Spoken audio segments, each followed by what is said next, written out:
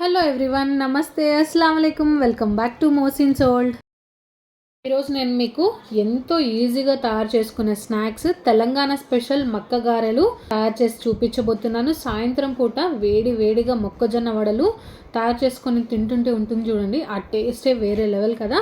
So వీటికి కావాల్సిన పదార్థాలు ఏవో చూద్దాం పదండి. ముందుగా నేను 3 మొక్కజొన్న కంకులను అయితే తీసి ఇలా గింజల్ని సపరేట్ చేసుకున్నాను. బియ్యం పిండి, 1 కప్పు శనగపిండి, 1 టీ స్పూన్ జీలకర్ర, 1 టీ స్పూన్ సాల్ట్, కొంచెం కొత్తిమీర తరుగు, ఒక పెద్ద సైజు ఉల్లిపాయ అండి ఇలా సన్నగా తరిగైతే పక్కకు పెట్టుకోండి, ఒక చిన్న అల్లం ముక్క, కొంచెం కరివేపాకు, ఒక 3 పచ్చిమిర్చి. ఇవేనండి మక్క గారెలకి కావాల్సిన పదార్థాలు. అయితే ఇప్పుడు ఒక మిక్సర్ జార్ని అయితే తీసుకుందాము. ఇందులోకి ఈ అల్లాన్ని సన్నగా కట్ చేసి అయితే వేసుకుందాం. ఇందులోకి కొంచెం కరివేపాకు అండ్ ఈ 3 పచ్చిమిర్చిని కూడా ఇలా తుంచి అయితే వేసుకొని బాగా చక్కగా దీన్ని కొంచెం కచ్చాపచ్చాగా అయితే గ్రైండ్ చేసుకుందామండి.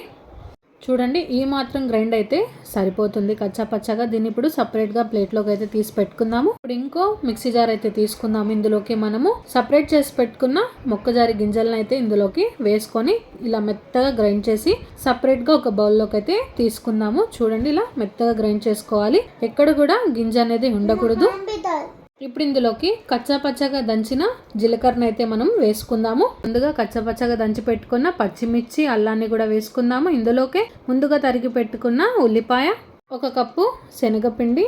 మనం 3 కంకుల్ని తీసుకున్నాం కాబట్టి 1 కప్పు శనగపిండి అయితే పర్ఫెక్ట్గా సరిపోతుంది. ఇందులోకి 1/2 కప్పు బియ్యం పిండి, 1 టీ స్పూన్ సాల్ట్, 1 గుప్పెడు కొత్తిమీర తరుగు, 1/2 కప్పు మొక్కజొన్న గింజలు వేసుకుందామండి. ఇప్పుడు మనం వేసుకున్న పదార్థాలన్నింటినీ కూడా బాగా చక్కగా కలుపుకుందాము. మసాలా వడకి మనం ఏ విధంగా ఏ కన్సిస్టెన్సీలో అయితే కలుపుకుంటామో అలా కలిపైతే పక్కకైతే పెట్టుకుందాము. ఇప్పుడు ఒక మందపాటి బాణాలను అయితే తీసుకుందాము. కొంచెం వేడైన తర్వాత ఇందులోకి నూనె అనేది వేసుకుందాము. వడలకి మనము డీప్ ఫ్రైకి సరిపోయేంత ఆయిల్ అయితే వేసుకుంటే సరిపోతుంది. నూనె వేడయ్యేలోపు వడనైతే తయారు చేసుకుందాము. ఇలా ఒక ఆయిల్ పేపర్ని అయితే తీసుకొని స్క్వేర్గా కట్ చేసుకోండి. ఒక ముద్దంతా పిండిని అయితే తీసుకొని మీరు చేతిని నీళ్ళల్లో ముంచి తడి చేసుకుంటూ వడని చేసుకుంటే ఈజీగా వడలు అనేది వచ్చేస్తాయి అనమాట. ఇలా తయారు చేసుకున్న వడని ఇలా వేడి వేడి నూనెలో వేసుకుంటే ఎంతో చక్కగా ఫ్రై అయిపోతాయండి. ఇక్కడ నేను చూపించిన విధంగానే అన్ని వడల్ని అలాగే తయారు చేసుకుందామండి. ఈ వడలు తయారు చేసుకునేటప్పుడు ఎప్పుడు కూడా హై ఫ్లేమ్ లో పెట్టుకొని చేసుకోకూడదండి, ఎందుకంటే పైన కలర్ వచ్చేసి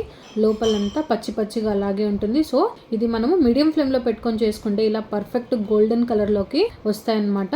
సో అలాగే ఇప్పుడు ఒక టిష్యూ పేపర్ అయితే వేసుకొని ఆ వడలన్నీ ఇందులోకి తీసేసుకుందామండి. అలాగే కావాలన్నా తినచ్చు, లేదు మేము కెచప్తో ట్రై చేస్తాం అనుకున్నా కూడా కెచప్తో ట్రై చేస్తే చాలా టేస్టీగా ఉంటుంది.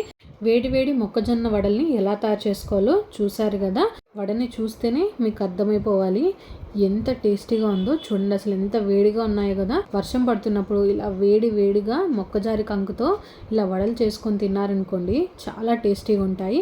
ఎప్పుడు రొటీన్గా మసాలా వడ, మినప వడ ఇవి కాకుండా ఇలా డిఫరెంట్గా మొక్కజారి కంకితో కూడా వడలు తయారు చేసుకొని తినొచ్చు, ఎంతో టేస్టీగా ఉంటాయి. పిల్లలైతే చాలా ఎంజాయ్ చేస్తారనమాట. సో ఖచ్చితంగా మీరు కూడా మీ ఇంట్లో ఈ స్నాక్స్ అయితే ట్రై చేయండి. మీకు ఎలా కుదురుతున్నాయో కామెంట్ చేయండి. Please do like, share and subscribe to Mohsin's world. ఈ వీడియో మీకు వర్త్ అనిపిస్తే మీ ఫ్రెండ్స్ అండ్ ఫ్యామిలీకి కూడా షేర్ చేయండి. Thank you for watching.